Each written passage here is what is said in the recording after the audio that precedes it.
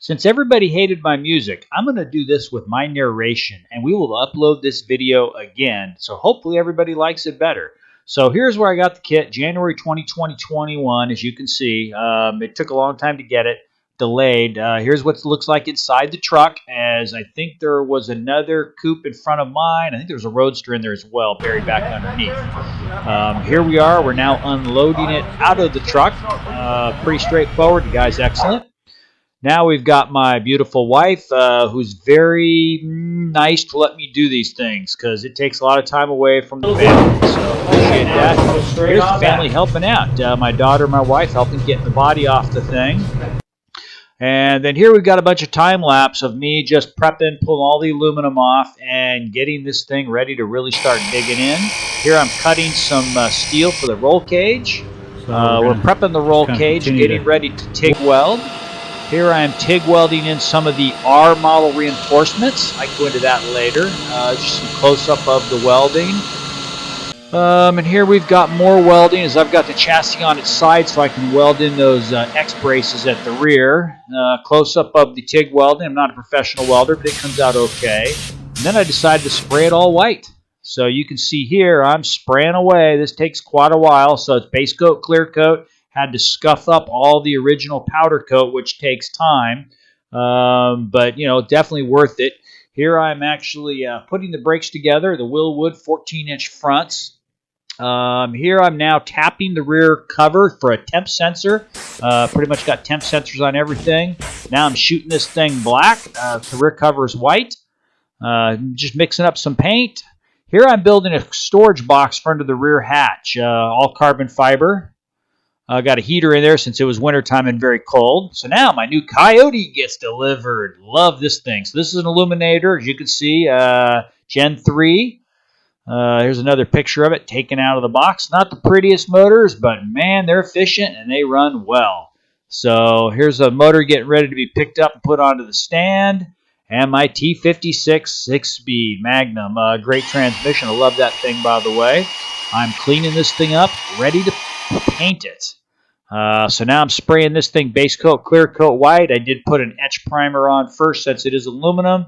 As you can see, it turned out really well. We're spraying, I think, the clear right there, but don't quote me on that. And then as you can see, I've now got the white all sprayed and it's drying in the sun. So here we're prepping some more aluminum panels. I don't know which one this is for. Cutting the aluminum.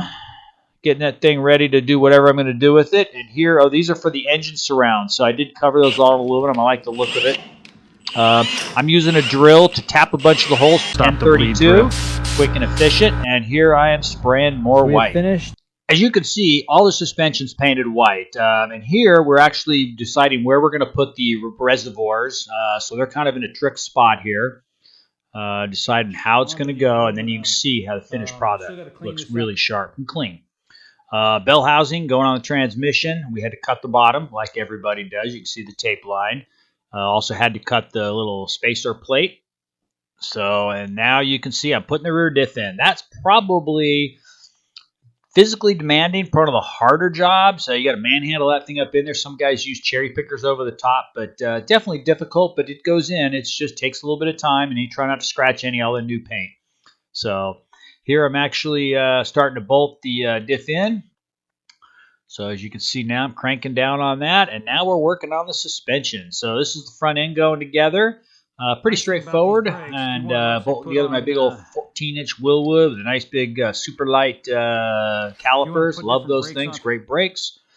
Here's the rear going together now. So you know, those little tabs can be a pain in the butt, but half shafts going in. So those got to go in till you hear the click, and then you're good to go. So here's more on the rear suspension, working on that. So it's all in the manual, straightforward. Here I'm working on the Coyote pedal, and that is a big pain in the ass too, trying to get that thing set up right. So you can see what I ended up. Back to the transmission. There we go. So flywheel going on. And now we're checking out the run out on everything to make sure everything looks good before the transmission gets bolted up. I think it was about 4th thou run out. Here we're changing out the pan. You can see the bottom of that Coyote illuminator. Pretty awesome motor. here the motor is going in the car. So first start is coming up. So motor goes in pretty straightforward. I dropped it in once, pulled it out, and then dropped it in for the last time. It's ready to fire.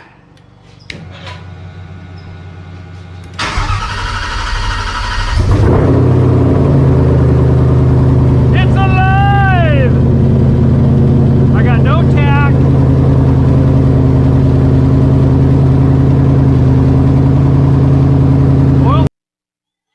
So now we're back to making a dead pedal, chamfering some holes.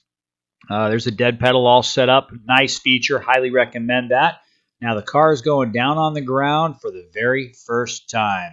So first the front, then the rear, and the car is on the ground on its own four wheels. And here is my first drive. So this is these are some of the momentous occasions when you're building one of these. And definitely the first drive, first go-kart, first start. And this is the first drive down my street. So, and I didn't get in trouble like I did with my Roadster, so I got in trouble for driving that thing.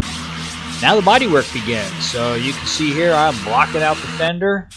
Lots of hours of this, and then we start spraying. As I said, the car drove around in this gray primer for a while before I painted it. So, but I'm just kind of showing how the body work got started and what we did.